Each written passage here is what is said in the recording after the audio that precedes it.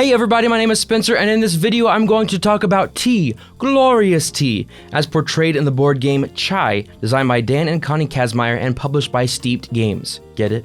Because you steep tea, so they make tea games? I'm going to tell you a little bit about the game, who I think the game is for, and ultimately, if I think you should buy it. Did you know that chai means tea? Or more accurately, chai originated from the Hindi word chai, which was derived from the Chinese word for tea, cha. $100 says I didn't pronounce all of those words right. So don't be ignorant. Don't say you want chai tea, because then you're saying you want tea, and in that case, you need a bigger teacup. Okay, I realize that chai is now a form of tea. Or is it a flavor? Or is it a method of brewing? Dan, Connie, can you help me out here? Anyway, now that tangent, which is probably not the last, is out of the way, please take a moment to subscribe to the Lighten Up initiative. If you like tangents, I promise you'll love the channel. In the game Chai, 1 to 5 players are tea merchants, combining flavors to make delicious tea. Each player specializes in either rooibos, green, oolong, black, or white tea. They'll do this because there are some demanding customers wanting very specific tea concoctions, combining flavors and ingredients such as lemon, vanilla, milk, mint, and strawberry, to name a few. Whoever can make the highest value tea and make the most money wins the game, and the hearts of tea lovers everywhere. Before I continue, I do want to mention that I am reviewing the deluxe version of Chai sent to me by the publisher. Basically, that means it includes some upgraded and additional components and a few extra rules. I've also got this lovely playmat that is available at the publisher's website.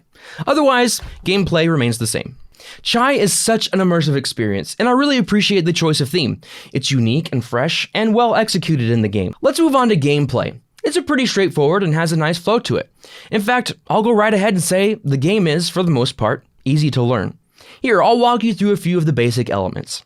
It's played over the course of 5 rounds, which you keep track of using this thermometer. One side has Fahrenheit, but it's weird, there are some other numbers on the back. I don't know what they mean, so I'm just going to use the Fahrenheit side. Dan. You've got customer cards that show requirements on them. Sometimes the customers are reasonable, other times they're jerks. You will visit the market or the pantry to gain items. You can also reserve a customer from the middle if you don't want one of your opponents to take it before you have the chance to fulfill the order. To fulfill an order, you simply take the needed ingredients and dump them into an available teacup. Take the tip, and hopefully, it's a good one. That is an extreme simplification, but at the same time kind of reflects the simplicity of the gameplay. I think it gives you enough of an idea of what you'll be doing to at least have some context for my review. I'll comment on specifics here in just a bit. I want to start by talking about how good of a production this is. You'll definitely be getting your money's worth if you buy either version. The deluxe version includes custom insert, solo dice, metal coins, extra wild tokens for the market and pantry, and a few dozen more cards. While the retail version doesn't include those, it still has the double layer market board, player boards, and awesome teacups. I will say that the cups are nice to have and help draw you into the theme, but just like my favorite hairbrush, they aren't technically necessary. They're just a place to put your ingredients once you finish an order and help keep things organized. You could just make a pile on the table. However, it's not like you have a choice to get them or not, which is totally fine with me because although they aren't necessary, I still enjoy playing with them. Dropping the ingredients into the cups is super satisfying. One other thing I'll mention that is pretty minor is that while I appreciate the bags that hold the ingredient tiles and pantry tokens, the one for the tiles is a little small. Everything fits inside, but it's really hard to mix stuff up since there isn't a whole lot of room for anything to move around. You can make it work, so it's not a deal breaker, but just something I thought I'd mention. I like that there's a variety of difficulty on the order cards. You can try to complete many lower value orders before your opponents complete the bigger, more challenging orders, or some combination of both. There's great representation on those cards too.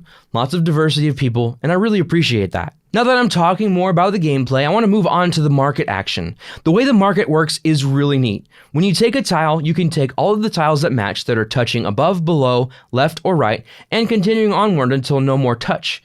And you only have to pay for the most expensive tile. It's fun to try to maximize the amount of tiles you can get. You can even set yourself up to do this by taking just one tile.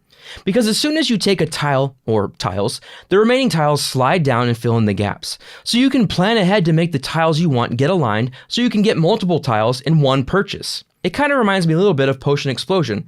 If you're familiar with that game and enjoy the sliding puzzle, you'll enjoy it here too. I appreciate the reserve a customer and usability action. It's nice to be able to take a customer that you really want before your opponents take it from you, and then using the abilities can really help you out too. There's a great variety of those, and while not all of them will be helpful to you each time you do that action, there's a method of replacing them so you aren't stuck with the same ones for the entire game. Now, I just want to touch on the solo mode since those are becoming more popular.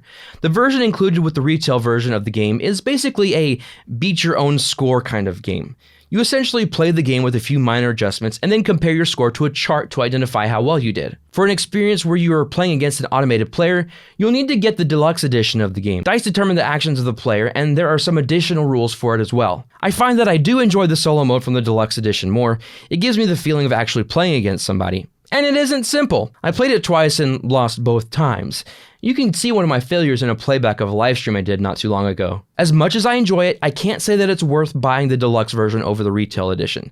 But I'll get to other reasons why you might want to spend more money here in just a bit. There are even co-op rules that I haven't explored yet, but seem pretty simple to implement. Although I wouldn't buy the game because it has a co-op mode, it's just a nice value add, but not intended to be the main mode of play. I also would be slightly hesitant to pick this up if you are planning on playing with only 2 players. It works, don't get me wrong, I had a very enjoyable game with just me and my wife. But I think the game really shines with 3 or more players. There are so many more opportunities for interaction. You've got multiple people competing for ingredients. You've got a greater variety of orders to complete. And there's this interesting concept of the idea of making your own tea or tea made from your opponent's specialty. If you want to fulfill an order for a card that is different color than yours, you have to get the type of tea that the color specializes in. In order to do that, you have to pay the player. And if there are no more of a certain type of tea tokens, none of those orders can be fulfilled for the rest of the game. So having multiple people in the game will play off that aspect as well. The game is just more dynamic with 3 or more, and it's how I'd recommend you play. Do note, though, that there is a 2-player chai game coming, well, depending on when you watch this review. Check out steepgames.com for more details. Also, watch this channel for a preview video coming up soon. Now, you also need to know what to expect going into this when it comes to difficulty.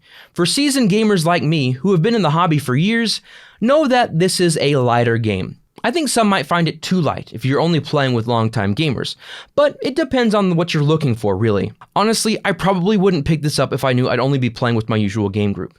It's just a tad too simple for us.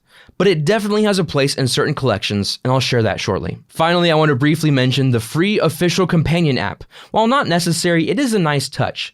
It offers a themed playlist, rules summaries and references, scorekeeper, and an FAQ with extended rules. It's greatly appreciated, and something I'd like to see from more games. So I've been dancing around it for the whole review. Let's finally get to who this game is for. People who want a casual game with a unique theme will love chai. There's enough here to hold your attention and for you to make interesting decisions, but not too much going on that it feels overwhelming or confusing.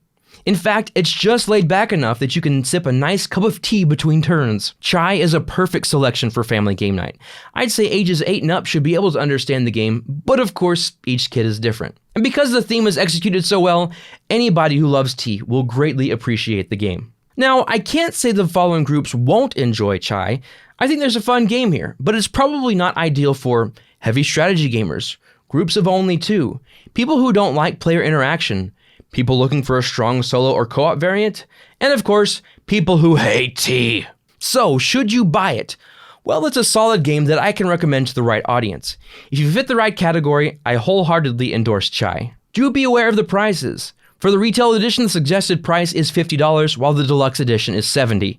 I think the retail edition is fun, and unless you really want those metal coins, box organizer, solo dice, and a few extra cards, should be sufficient enough. But the deluxe components are enjoyable too.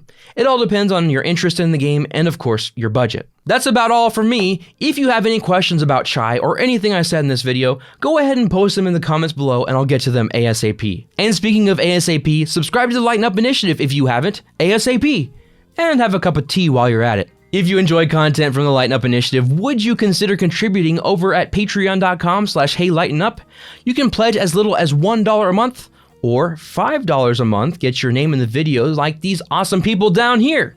Until next time, don't take the board game hobby too seriously, just lighten up.